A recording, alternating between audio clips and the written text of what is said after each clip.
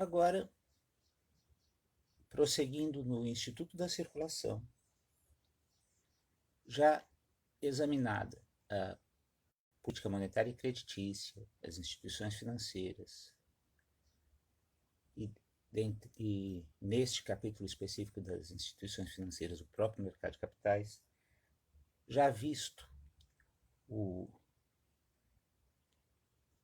tema dos preços e as variações que, diante do tratamento jurídico que se lhes dá, desde a plena liberação até o estabelecimento por atos de autoridade,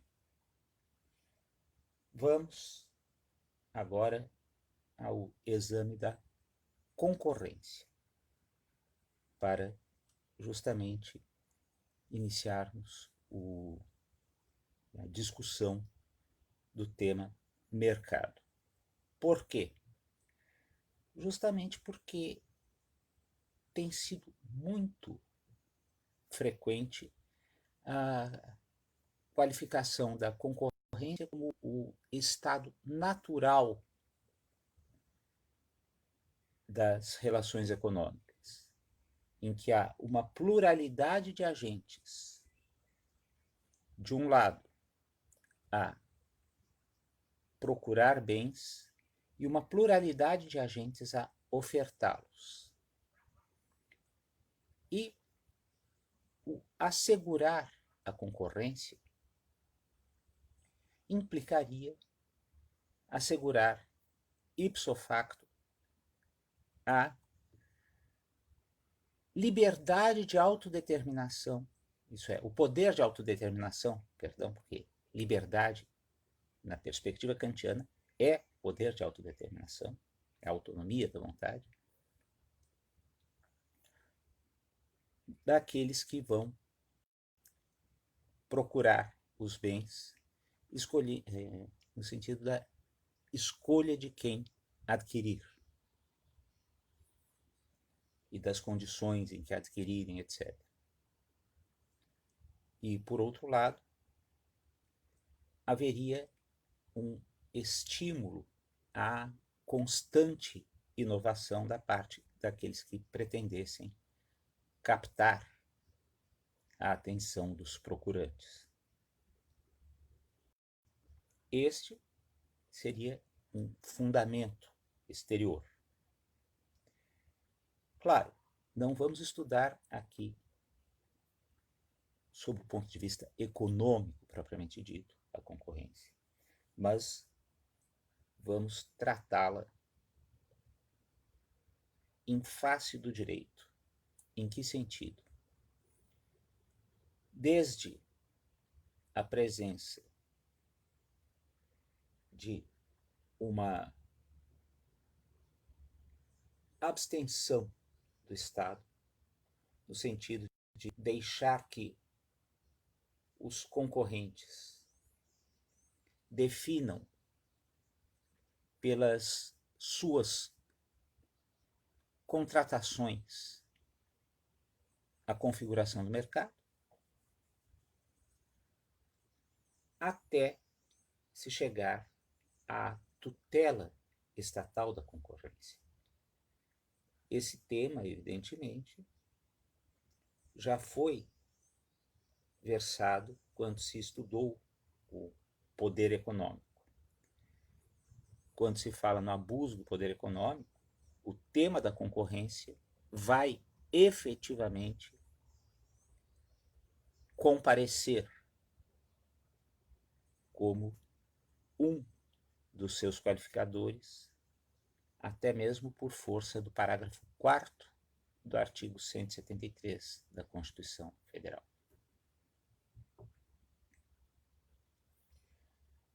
E quando se vai falar da concorrência, vão aparecer os respectivos tipos. O primeiro deles é a concorrência perfeita, em que a pluralidade de demandantes e a pluralidade de ofertantes iria permitir um contínuo abastecimento e mesmo aperfeiçoamento dos bens do lado da oferta e uma contínua atuação dos consumidores ou dos insumidores também, não vamos esquecer que a procura não é só do lado do consumo. Os próprios fornecedores, quando procuram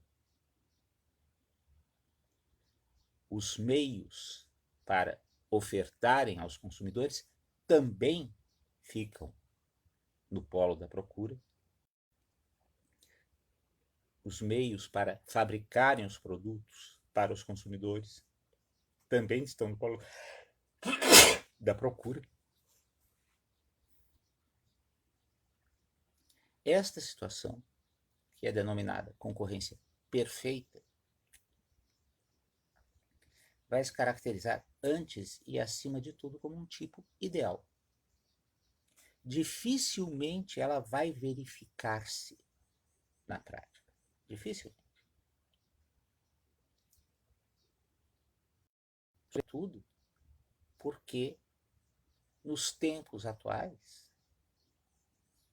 nem sempre a concorrência vai se estabelecer entre pequenas unidades, mas, pelo contrário, ela vai dar-se, muitas vezes, entre unidades em posições desiguais.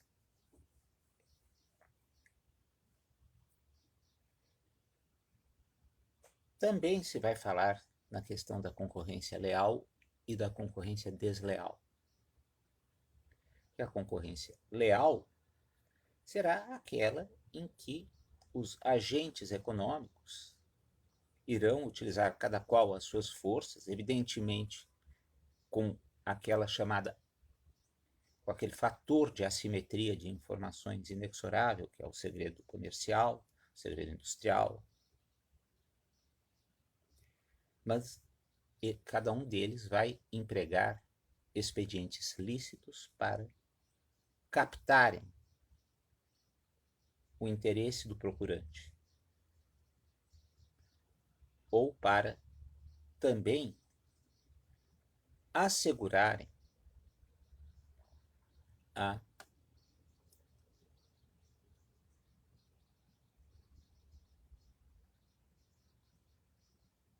possibilidade de os ofertantes buscarem outros procurantes. Pois bem, concorrência leal, então, vai ser aquela que vai se travar de um modo segundo regras do jogo, que podem ser estabelecidas ou consuetudinariamente ou mesmo legalmente. Já a concorrência desleal será aquela que se vai travar mediante expedientes que irão falsear a competição.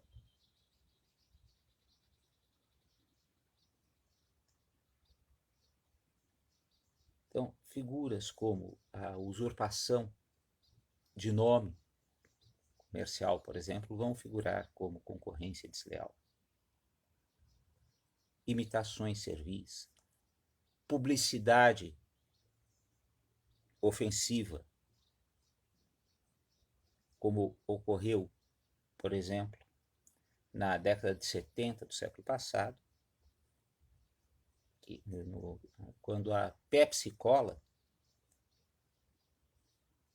fazia anúncios televisivos em que se achincalhava a Coca-Cola. Então, figura da concorrência desleal.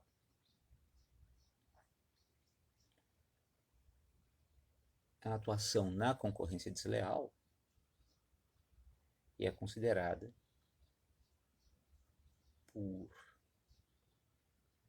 alguns como uma das modalidades do denominado abuso de direito. Justamente porque a criatividade na busca da clientela é efetivamente algo assegurado pela própria Constituição no que diz respeito à liberdade de iniciativa. Ela está dentro da liberdade de iniciativa, mas ela não está aberta ao solapar ao outro o exercício desta mesma criatividade. E tampouco não está aberta a solapar ao outro a oportunidade de ele também fazer o que estiver ao seu alcance licitamente para obter a atenção da clientela.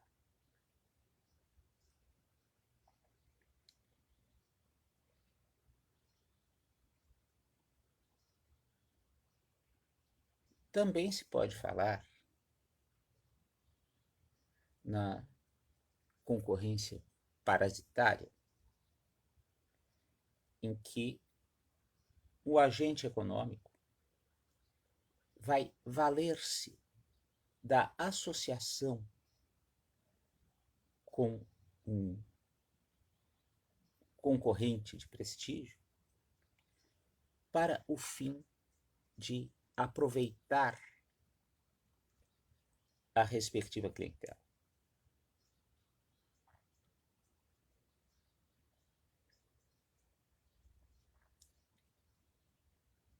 E vai comparecer também aqui um ponto de aproximação entre o direito econômico e o direito empresarial, que é justamente o referente às marcas.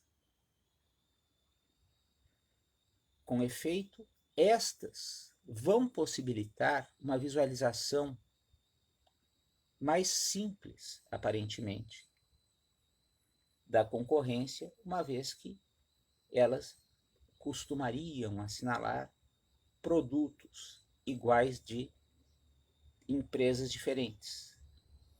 Contudo, nada impede que uma mesma empresa seja titular de marcas diferentes de produtos da mesma natureza. Estas questões, pois, vão colocar-se no início do debate concernente à tutela jurídica da concorrência. Mais adiante, prosseguiremos examinando as variações que se põem em termos de acessibilidade ao mercado.